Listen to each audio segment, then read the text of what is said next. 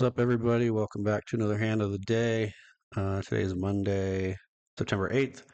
I'm actually reviewing a hand that I played maybe 2 or 3 weekends ago. So I kind of lucked myself into a seat in the Venom Mystery Bounty, which, for those of you who don't know, ACR, big online site that I play on almost exclusively. And the Venom is something they do it's like every 3 or 4 months. Big buy-ins, huge prize pools. The Venom Mystery Bounty is normally $2,650 for a ticket. I won one through some promotions that they had, so I was basically free rolling. And the way the tournament works is if you can make it through day one and you want to accumulate as many chips as you can, day two is where bounties start to kick in, and it's a mystery bounty. So if you knock somebody out, it's basically a drawing to see how much you win. Top bounty is $500,000. And then I think first place took $1.2 million or something like that. So insane prize pool. And so I was playing that tournament, got off to a great start, like tripled up right out of the gate, was feeling really, really good. We were probably 2/3 of the way through day one. And then I ran into a massive cooler.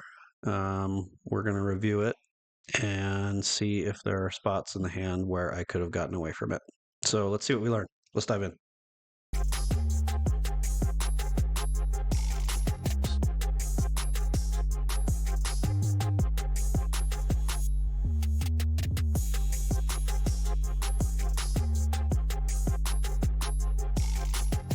All right, here we go. So we are in the big blind here with 82 big blinds.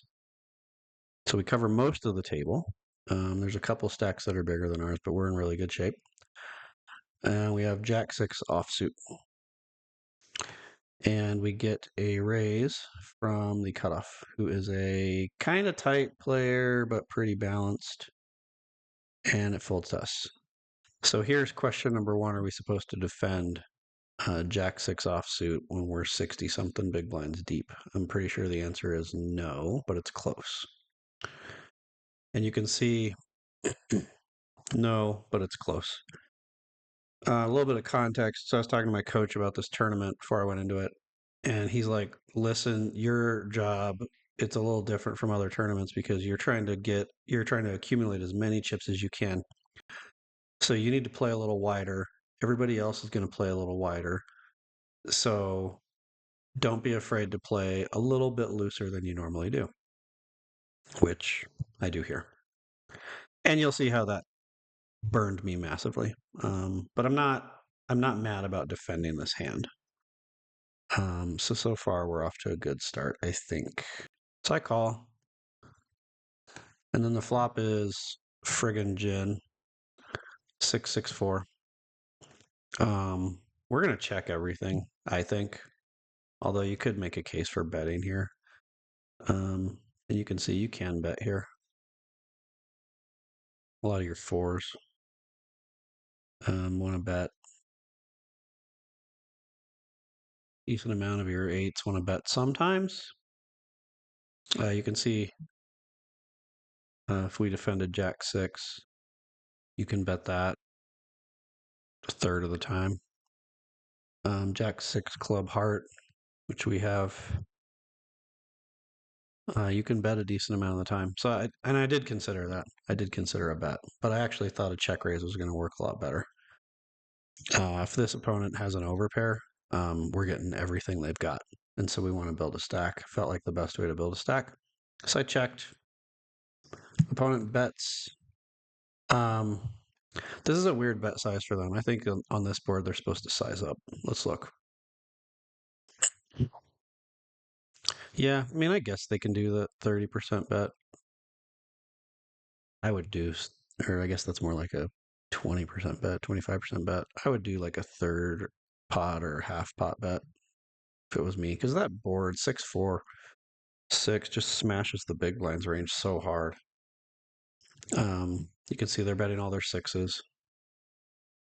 They're betting all their suited big Broadway cards with backdoor equity. They're betting some of their big over cards, even though they don't have backdoors. All their overpairs are betting. and then they got some draws that are going to bet. Um, so they're pretty active here when they do bet. So it's check 40%, bet 60% spot. Let's see what we're supposed to do in response. I feel like this is a check raise all day, and it sure is. And we should raise from 1.5 to 6-ish big blinds. I probably should have gone bigger here, but not a huge mistake. Opponent calls. All right, overpair. 2 overcards with backdoor equity is kind of what I'm thinking. That's their range in my head. Let's look at their calls real quick, actually. So they're only folding 20% of their hands to this action. Obviously, if you got a 6, you're going to call. They're calling with a lot of their 4s. They're calling with every pocket pair, which I don't think they're calling with 3s or 2s. Calling with a lot of their aces. So we're ahead of a ton of hands here. 10 of clubs comes off. I don't think that changes much of anything, so I'm going to continue to bet.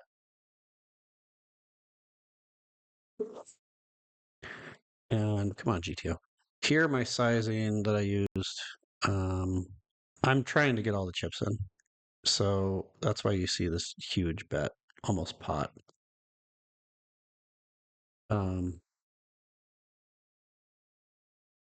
And GTO Wizard likes it. It wants me to bet 12 into 14. 12, yeah. I bet 15 into 15-3. And I just get a call. Okay. Well, at this point, opponent's calling with all their 6s, duh.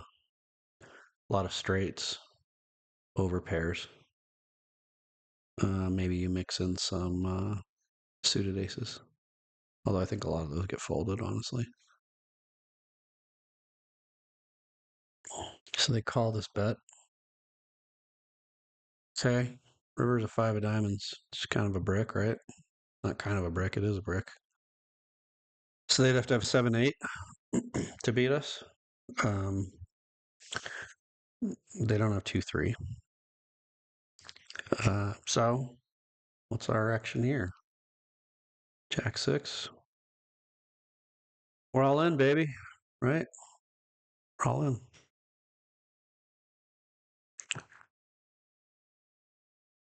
And drum roll, please. We get snap called by pocket force.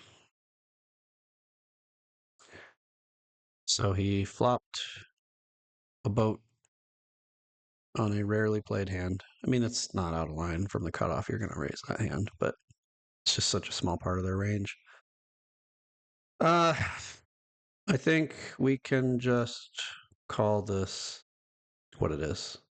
This is an absolute cooler. And it took me down from 80 something bigs to 16. And I kind of started to run into it, and I was out of the tournament less than an hour later. So it was a real heartbreaker. I actually don't hate how I played it at all. Sometimes you just run into these spots where you just lose, and there's nothing you can do about it. So I don't know what we learned in this video, other than sometimes poker's tough. You just got to get back on that horse and keep trying. I'm going to stop there. I'll see you guys next time.